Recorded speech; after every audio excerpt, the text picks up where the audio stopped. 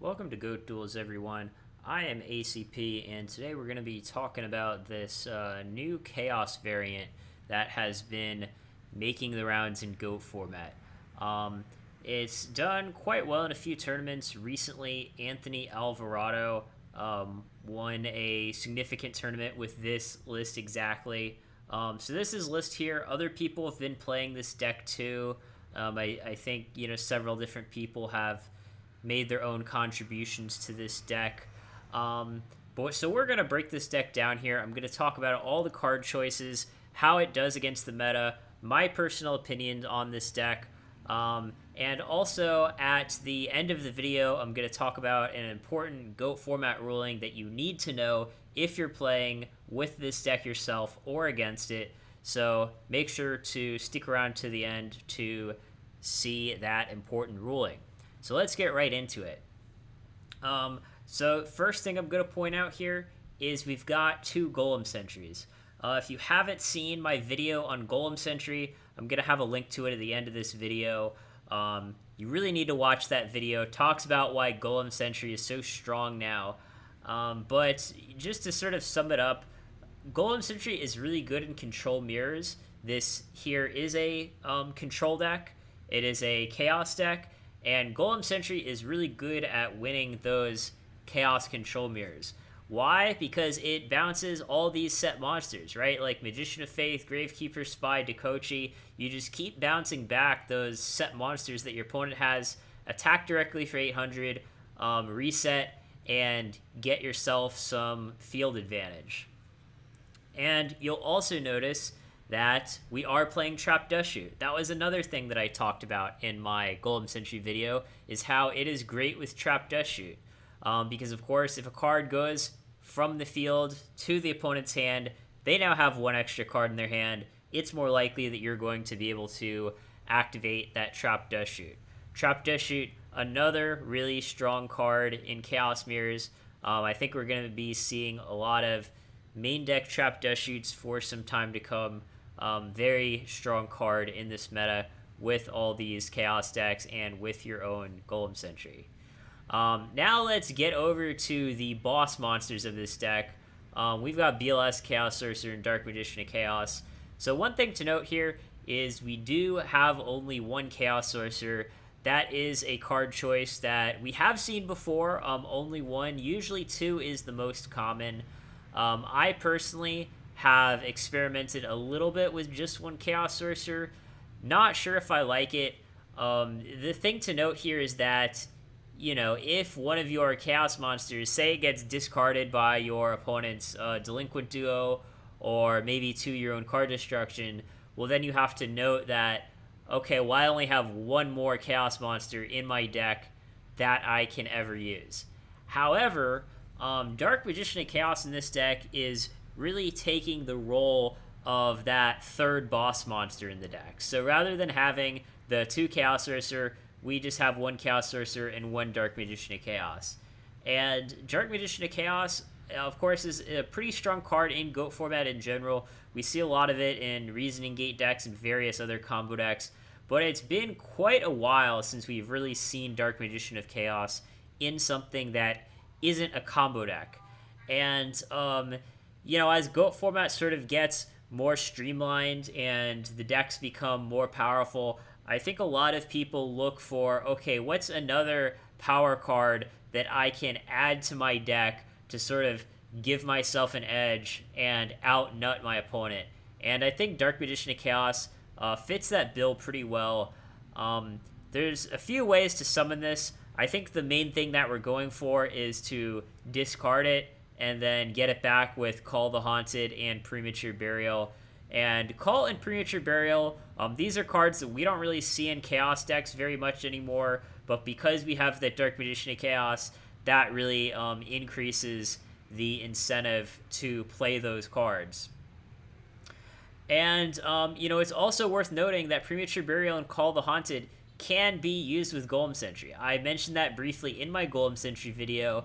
In fact, almost every point that I made about Golem Sentry in that video, we can see in this deck. And one of those things is how either on our turn, we can Premature Burial for Golem Sentry, just flip it back down, get rid of that Premature Burial right away. Don't have to worry about the Premature Burial being hit by our opponent's Heavy Storm or something. But also, we can end phase call, get back Golem Sentry, then on our turn, flip it down, flip it back up, bounce something, and then hopefully protect that Golem Sentry. So yeah, we've got some good synergies going on here. As far as pre and call targets, there's not really a lot of other juicy ones. We've got Sanguine, which can be a good one. We've got Tribe Infecting Virus, which can also be a good one. So Tribe is one of those cards where you see some Chaos decks play it, some don't. It just kind of really depends. But Tribe Infecting Virus really does a lot in this meta. In Chaos decks, you'll often see a lot of spellcasters, right? Gravekeeper Spy, Chaos Sorcerer, Kaiku the Ghost Destroyer, all spellcasters. So Tribe can get some value against Chaos. Warriors, of course, shocker, they play a lot of Warriors, so you can often hit multiple monsters against them as well. And then also Beast. You do see some people still playing Scapegoat, and Tribe Infecting Virus is still great at clearing a field full of goats. Also, if you're playing against some sort of burn deck, like Panda Burn, Tribe can also just be used to clear the field of Ojometrios, right? So they Ojometry you just summon Tribe, clean those tokens up, make their Just Desserts and their Pandas a lot less threatening. So Tribe's doing quite a lot in this deck. Definitely has a lot of value. Also, I want to talk about Gravekeeper Spy, just because, I think normally if you're playing Golem Sentry, you might not really need to run Gravekeeper Spy because you already kind of have Golem Sentry as that defensive wall with 1800 defense. But I think you're still getting a lot of good value with Spy in this deck. The main reason to play Spy in this deck is because of Dark Magician of Chaos, right? So I talked about, the main way to summon Dark Magician of Chaos, which is pre and call, but also we can, flip Spy, get that second Spy, and then distribute them both for Dark Magician of Chaos. So really easy way to get access to that card. And Spy, of course, even though I don't really like it too much in Chaos Mirrors, it's still quite good against those aggressive warrior decks, which are really seeing a lot of play. So just because of the meta right now in general, I think there's still plenty of good reason to run Spy, even with Golem Sentry. Moving on, not really too much to talk about Faith. Sometimes you'll see 3 of those. Here, you notice we get a little greedier on our light count. We only have 5 lights, just 3 Thunder Dragon and 2 Faith. But that's something that we can get away with because we're only running 2 Chaos Monsters. I think part of the reason that we're only playing 1 Chaos Monster here is because, okay, since we're running Golem Sentry, we don't really have as many lights as normal. So we cut back on that Chaos count, and then we can play fewer lights. Night Assailant is another card that I actually want to talk about a fair bit, only because I kind of wish we had more targets for this. We have 2 Faith, 1 Dekochi. If you draw both Night Assailants, they can target each other, of course. We can also get back Gravekeeper Spy, but if you're only playing 2 Spies, often getting one back with Night Assailant isn't necessarily super great. So in this particular deck here, I really wish we could maybe get more value with this Night Assailant. I think 5 flips, I don't know. To me, that seems barely sufficient to really justify Night Assailant. But, if one of you guys have played this deck before, let me know in the comments if you feel like Night Assailant is good in this deck, or if you just think it's underwhelming and maybe could be replaced with something else. We've also got, the 1 Tsukiyomi here, which I like. I often play that myself in these kinds of decks. And, one thing I want to point out, by the way, is this particular list of Chaos, I feel, has a lot of answers to Kaiku the Ghost Destroyer, right? We've got Tsukiyomi that can kill Kaiku, Tribe can kill Kaiku, Night Assailant can kill it, Golem Sentry can bounce it back to the hand, and we're only playing 2 Chaos Monsters. So if you want to play a Chaos deck that can hold its own against these main deck Kaikus, I think a monster lineup like this could really get the job done in that department. In the spells, there's not really too much to mention. It's just kind of the standard stuff. We do have 2 Upstart Goblin. That, of course, is a card that I've talked about before that I'm not really so much of a fan of, just because I think in GOAT format, the extra 1,000 life points can really matter a lot. I've been playing a lot of like Cyberstein decks myself, so when my opponent gives me 1,000 extra life points, I really love that here. But of course, if we're playing these extra spells, that can make our Magician of Faith and our Dark Magician of Chaos maybe a little better. I feel like getting back an Upstart Goblin with Dark Magician of Chaos is really not ideal. We'd really like to be getting back a power card, but it's something that we can do if we have no better option on the table. Also worth mentioning here is we do have card destruction as that fourth Trinity piece, right? We of course have the original 3 Trinity plus the card destruction as that extra power card. So of course the fact that we're playing card destruction does give us a little more incentive to play Night Assailant. That is just something to note. And card destruction, we can use that to discard our Dark Magician of Chaos as well. Or maybe discard some dead cards, like if we open with both Spies.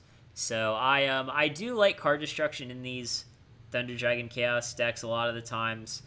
And some people stop playing card destruction because of the mirror. It's not really good in the mirror match.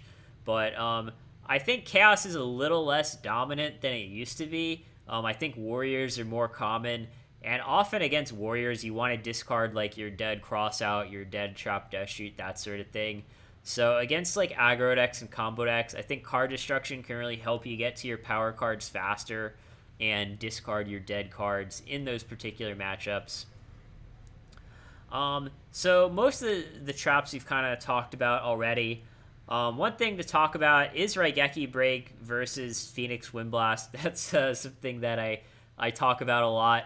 If you haven't seen my Raigeki Break versus Phoenix Windblast video, that'll be at the end of this video here. Go watch that. It's a really great breakdown on the pros and cons of Windblast and Raigeki Break. And here, I think there's valid reasons to play both. As far as Windblast goes, I really like the synergy that Windblast has with Trap Death Shoot, which we are playing. So playing Trap Death Shoot might make me err a little more on the side of going Windblast. However, I think in this particular deck, there are some pretty good reasons to play Raigeki Break too. And particularly, it's the fact that Raigeki Break is better at protecting your Golem Sentry. And the reason why is, say your opponent has something that's threatening to run over Golem Sentry, right? Like, I don't know, maybe a 2,000 attack Blade Knight. If you Wing Blast it to the top of their deck, they're just going to redraw it next turn and you'll be back in the same position. But if you Raigeki Break that threat, then it's gone permanently, and then you can hopefully sort of resume your Golem Sentry lock. So I do like Raigeki Break at protecting Golem Sentry from either kind of a high attack monster or even our opponent's Snatch Steal. So I think in this deck it's pretty close whether to run Raigeki Break or Wing Blast, but I think you could maybe say Raigeki Break is slightly better. So that covers the main deck. Side deck, there's not a whole lot to talk about. One thing I'll say is, we got Breaker and MST in the side rather than the main. So game 1, I feel like we could maybe have a bit of a hard time against Burn, which, it is a pretty common matchup right now. Burn really has caught on in popularity over the last 6 months or so. I could even personally, I would like to see MST in the main deck, maybe over one of these Upstart Goblins, and then we have room in the side for something else. But that's just me. Des Wombat, I'm not sure is the best card to play against Burn. Problem is, I feel like a lot of the Burn decks just have outs to this, right? Like, they can just go Panda and attack over it, or some of these, like, Panda Burn decks even play, like, Giant Rat and Exiled Force. So I don't know if this is, like, the best choice against Burn. I do like Mystic Walk. I think that's one of the ones that can catch people off guard. Mystic Walk is a pretty common side deck card these days for Burn. And you'll see that, Anthony really noticed, like, okay, game one, Burn's going to be a really hard matchup, so I'm just going to side a lot for that. So, you'll notice we have maybe 1, 2, 3, 4, 5, 6, and then plus decree is 9. You have 9 cards that you can side in against Burn, which is quite a lot. I wonder if we're bringing in decree against, like, Warriors here. Sometimes I like bringing in Royal Decree against Warriors as well, just because those decks, like, play so many traps, 13, 14 traps. So I think maybe against Warriors, maybe don't bring in all 3 Decree, but maybe bring in, like, 1 or 2. Just something to consider. But yeah, you'll notice Warriors is kind of the other card in this deck that we have a lot of cards to bring in for. Zombre the Dark is one. That is a card that I really like as a side deck card in Chaos. It's got 2100 attack, so it attacks over pretty much everything that Warriors have. It attacks over Kaiku, attacks over Blade Knight, just gets over whatever it is that you're worried about from them. And the nice thing, of course, is that it's dark. Unlike Berserk Gorilla, it can be used to fuel our Chaos monsters. So I really do like this card against Warriors. And realize, too, you don't have to attack with this card. Sometimes against Warriors, if you just go, like, summon Zumbrea the Dark and just never attack, they might not really have a lot of ways to get rid of this, right? If you attack them, they might just Sakuretsu armor your guy, but if you never attack, well, what are they going to do then? They don't have a whole lot of options. And then the Scapegoat Metamorphosis, another pair that is clearly coming in against the more aggressive decks. And honestly, I think, Goat Control has almost dropped off the map completely. I think a lot of the aggressive decks are not really respecting Thousand Eyes Restrict anymore. So yeah, I do really like this as something to bring in against the aggressive decks. Make them have to prepare for that Thousand Eyes. A lot of people will even side out their Book of Moons against Chaos because Book of Moon doesn't really counter any of the Chaos cards. So, like, if they side out their Book of Moon and then you bring in the Scapegoat Metamorphosis, they really might not have a lot of ways to deal with that. So, just something to think about there. So now I'll get into how I feel about this deck in general and what the matchups are. But first, I want to remind you guys that, there are not a lot of GOAT format channels on YouTube. So, if you like this video and you want to see more GOAT format videos, if you want to keep up with the GOAT format meta, be sure to subscribe, guys. In YouTube analytics, it shows you how many people that watch your videos are subscribed. And believe it or not, almost 8 out of 10 people that watch my videos are not subscribed to this channel. So, it would help me out if you subscribe. It would help you out too. So be sure to do that. So, now I want to talk about how I think this deck does against the meta, what the pros and cons are. Me personally, I like the fact that we're playing Golem Sentry here. I am a little iffy on, whether or not I'd like to play a Chaos deck with only 1 Chaos Sorcerer in it.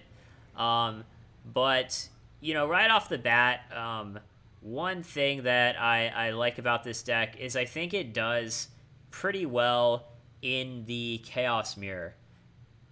And the reason why is because Golem Sentry is really strong in the mirror, Dust Shoot is really strong in the mirror, and, we just have a lot of, we just have more power cards in them, right? We got Tribe as a power card, we got Dark Magician of Chaos as a power card. In Chaos Mirrors, people often side in things like Kaiku and Mind Control, and we do really well against both those. Like I said, this monster lineup does really well against Kaiku. We have a lot of answers to that, and Mind Control is a pretty risky card for them to use as well. We only have 1 Chaos Sorcerer for them to Mind Control, so they're really just kind of hoping to Mind Control either one of our 2 Chaos monsters or this Magician of Faith, right? Using it on set Golem Sentry is pretty much a waste. Using it on set Night Assailant is also not the greatest. So I think, in that sort of leveling war where all the Chaos decks are trying to beat each other, I think this deck is a step up right now in that meta. I think we also do pretty okay against the warrior decks, right? We've got Gravekeeper Spy, we've got Card Destruction, so I think we do pretty well against them. However, I will say, we don't really have a lot against the combo decks in the format, so if you're expecting a lot of things like Empty Jar or Library FTK, probably would recommend something different because we don't really have much against them. Note that Death Wombat doesn't work against Library FTK because they can just premature a Thunder Dragon and crash into it. So that's just something to be aware of. Even against Reasoning Gate has kind of fallen out of favor recently, but I mean, it can really make a comeback at any time, and here we don't really have anything to bring against it other than, like, to Scapegoat, basically. So yeah, if you're expecting a decent amount of combo decks in your meta, might want to consider something different. Even with Burn, like, yes, we have a lot to side in against it, but, like, we're almost guaranteed to lose game 1 against any kind of Burn deck. So that's something to be aware of as well. And I think, like, the few goat control decks that are still played, we do pretty well against them. I mean, Chaos always has. So that's just, something to be aware of, right? With this deck, you're really just trying to win control mirrors. You can also hold your game against aggro pretty well. I think most of the aggro decks are going to be like kind of 50-50 matchups. I think your control mirrors are going to be where your edge is, and then I think your combo matchups are where your weakness is going to be. So last thing that I want to mention before this video is over is something that is likely to come up is Dark Magician of Chaos and Call of the Haunted. So it's worth noting that Dark Magician of Chaos has a when you can effect, right? This is a trigger effect, and it is a when you can effect. So if you activate Call of the Haunted as Chain Link 2 on Dark Magician of Chaos, you will not trigger its effect. So a common example that could easily come up is you have Call of the Haunted set with Dark Magician of Chaos in your grave, your opponent activates Heavy Storm. If you chain Call of the Haunted to get Dark Magician of Chaos back, the only thing that will happen is Call summons Dark Magician of Chaos, Heavy Storm kills Call of the Haunted, and Dark Magician of Chaos gets banished. You just won't trigger that effect to get a spell back. So that's something that some people don't know, and it's something to be aware of, even if you don't play this deck, because there's a decent chance that you are going to play against it. This is a popular deck list right now. So with all that being said, thanks for watching this video, guys. Be sure to check out my other 2 videos on Golem Sentry and Wing Blast versus Raigeki Break, and I hope you all have a good day.